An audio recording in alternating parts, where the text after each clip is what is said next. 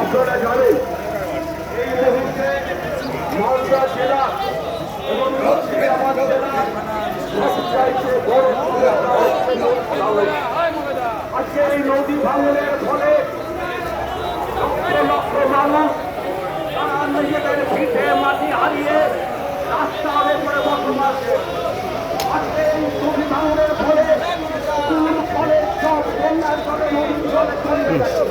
আজকের কর্মসূচিটা জেলা বামফ্রন্টের পক্ষ থেকে মালদা জেলার বন্যা বিধ্বস্ত মানুষের দাবি আদায়ে আজকে সেচ দপ্তর অভিযান চলছে। মালদা জেলায় কেন্দ্র এবং রাজ্য সরকারের অপদার্থতার ফলে এবং সেচ দপ্তরের গাফিলতির ফলে আজকে জেলার বিভিন্ন প্রান্তের হাজার হাজার মানুষ বন্যায় বিপর্যস্ত হয়ে উদ্বাস্তুর মতন জীবনযাপন করছেন। তাদের বাড়ি ঘর, স্কুল, কলেজ, মন্দির, মসজিদ সব নদীর তলায় চলে যাচ্ছে। চাষের জমি গঙ্গা ফুলহর গিলছে এবং ক্রমাগত গঙ্গা এগিয়ে আসছে। মালদা জেলার ভৌগোলিক চিত্র পাল্টে যেতে পারে। আমরা বামপন্থীরা বহুদিন ধরে দাবি করছি যে এই নদী ভাঙনকে জাতীয় বিপর্যয় হিসেবে ঘোষণা করে তার ব্যবস্থা কেন্দ্র রাজ্য সরকারকে করতে হবে, কিন্তু রাজ্য বা কেন্দ্রীয় সরকারের কোনো হেলদোল নেই। সেচ দপ্তর বন্যার মরশুমে তারা বালির বস্তা দিয়ে বাঁধ তৈরি করার চেষ্টা করছেন। রাতের অন্ধকারে সেই বাঁধ জলের তলায় চলে যাচ্ছে। চরম দুর্নীতি এবং কাটমানি চলছে সেচ দপ্তরের ঠিকাদারদের নেতৃত্বে এবং তৃণমূল কংগ্রেসের নেতা, মন্ত্রী, এমএলএ তারা সবাই এর সাথে যুক্ত। বন্যার্ত মানুষ যখন আতঙ্কিত হয়ে নির্বাচিত এমএলএকে ফোন করছেন, নির্বাচিত জনপ্রতিনিধিদের ফোন করছেন, তারা অশ্রাব্য ভাষায় জনগণকে গালিগালাজ করছেন যে কেন তাদেরকে ফোন করা হচ্ছে। এই অবস্থায় মালদা জেলার মানুষ প্রচণ্ড আতঙ্কিত এবং ক্ষতিগ্রস্ত অবস্থায় আছে। আমরা বামফ্রন্টের পক্ষ থেকে এই সমস্ত দাবি নিয়ে সেচ দপ্তর অভিযান আমরা করছি। সেচ দপ্তরের এক্সিকিউটিভ ইঞ্জিনিয়ারকে আমরা চিঠি দিয়েছিলাম, তিনি বলেছেন ডেপুটেশন গ্রহণ করতে পারবেন না। এতটাই অমানবিক, এতটাই আজকে কর্তব্যে গাফিলতি যে জনগণের দাবি শুনবার মতো প্রয়োজনীয়তা তিনি মনে করেন না। সেই কারণে বামফ্রন্ট তার অভিযান অব্যাহত রেখেছে এবং যে কোনো মূল্যে আমরা ডেপুটেশন আজকে দেবই এবং তাকে ডেপুটেশন নিতে হবে।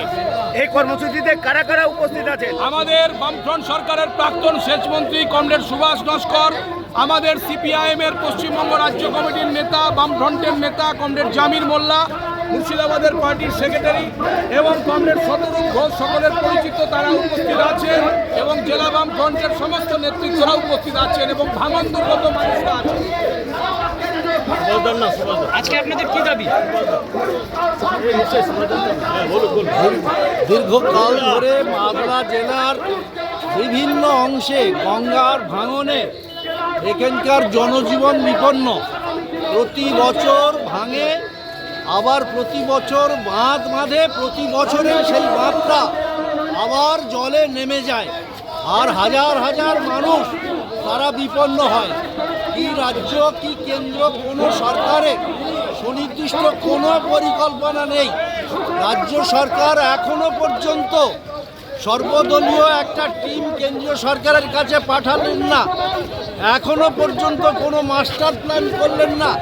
যারা ভূমিহীন হচ্ছেন তাদের জন্য সুপরিকল্পিত কী পরিকল্পনা রাজ্য সরকার সেটা গ্রহণ করেননি।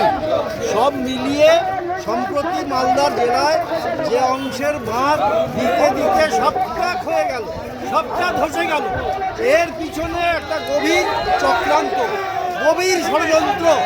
1.5 কোটি টাকা জলে গেলে 3 কোটি টাকা আসবে, এটা জেনে তারা প্রকারান্তরে ইঞ্জিনিয়ারদের সঙ্গে আঘাত করে এখানকার জনপ্রতিনিধি প্রশাসনের লোকেরা এই ধরনের অপকর্ম করেছিল যাতে সরকারের আরও বেশি টাকা আসে এবং আরও বেশি কাটমানির ভাগ তারা পায়।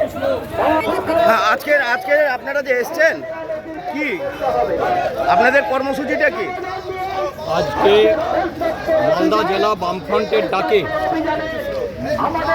গঙ্গা পদ্মা ভাঙনের ফলে যে হাজার হাজার মানুষ ক্ষতিগ্রস্ত হচ্ছে, বাস্তুহারা হয়ে যাচ্ছে, সেই বাস্তুহারা মানুষের ঘর নেই, বাড়ি নেই, উদ্বাস্তু হয়ে গেছে এবং কেন্দ্র এবং রাজ্য সরকারের এই ভাঙন প্রবণ এলাকার জন্য কোনো রকমের ভূমিকা নেই।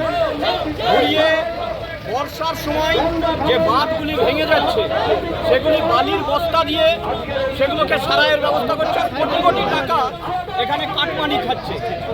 এই কারণেই আমরা এসেছি এবং কেন্দ্র সরকার, রাজ্য সরকার তাদেরকে গুরুত্বপূর্ণ ভূমিকা পালন করা উচিত, যেহেতু এটা জাতীয় সমস্যা, সেইটা করছে না। সেই কারণেই আজকে আমরা সেচ দপ্তরের কাছে বামফ্রন্টের পক্ষ থেকে ডেপুটেশন দিতে এসেছি। খালি আমরা না, হাজার হাজার মানুষ তারা এসছেন এই সেচ দপ্তরে ভাঙন কবলিত এলাকার মানুষজন।